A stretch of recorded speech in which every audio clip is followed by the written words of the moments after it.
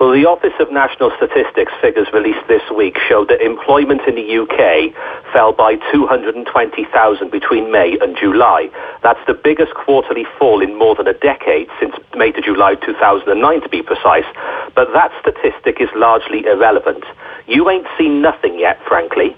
When furlough ends in October, employers will have to decide whether to bring their staff back to work or whether to let them go. It'll be one or the other. And then we'll have the true picture. The UK government borrowed a record £127.9 billion between April and June this year. That figure over just 3 months was more than double the £55.4 billion borrowed in the whole of the previous tax year. Borrowing in June was lower than in May at £35.5 billion. But even so, June's borrowing figure was still the third highest monthly total since records began in 1993, and about 5 times as the same month last year. Now, total government debt is close to £2 trillion.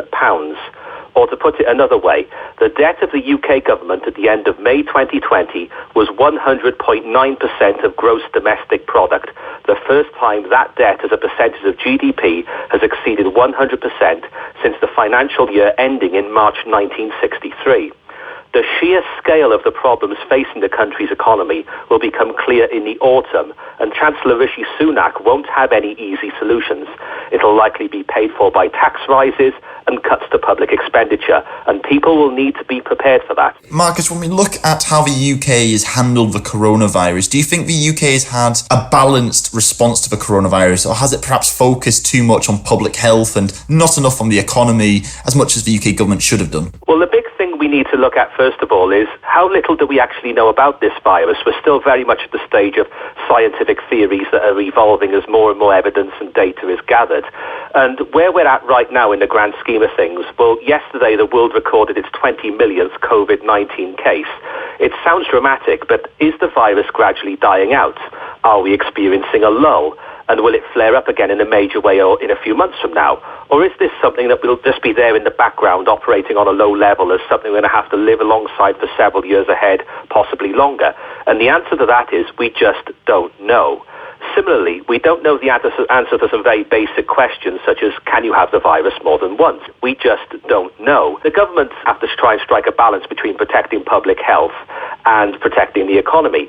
And the odd thing is, the restrictions being placed on us in the UK and our lifestyles is bizarre and inconsistent, to put it politely.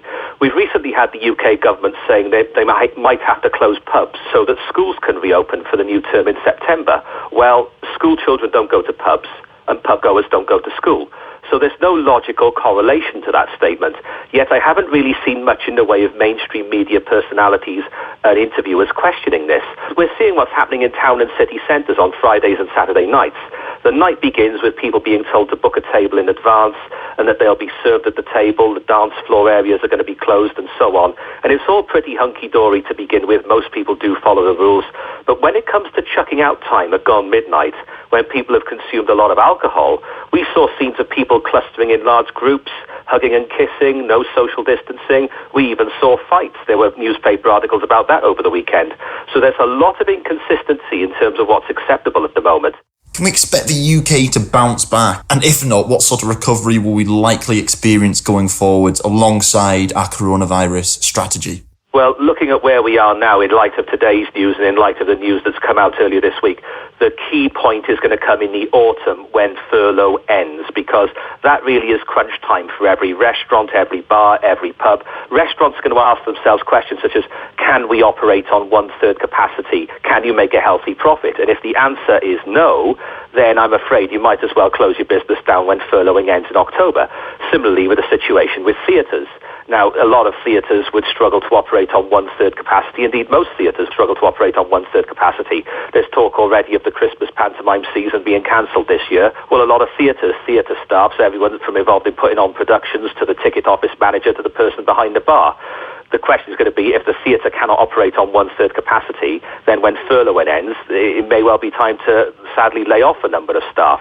And therefore, with that in mind, it's only when we get into the autumn and when furloughing comes to an end, that'll be crunch point, and we'll see just how bad unemployment really is and how bad this recession is going to be.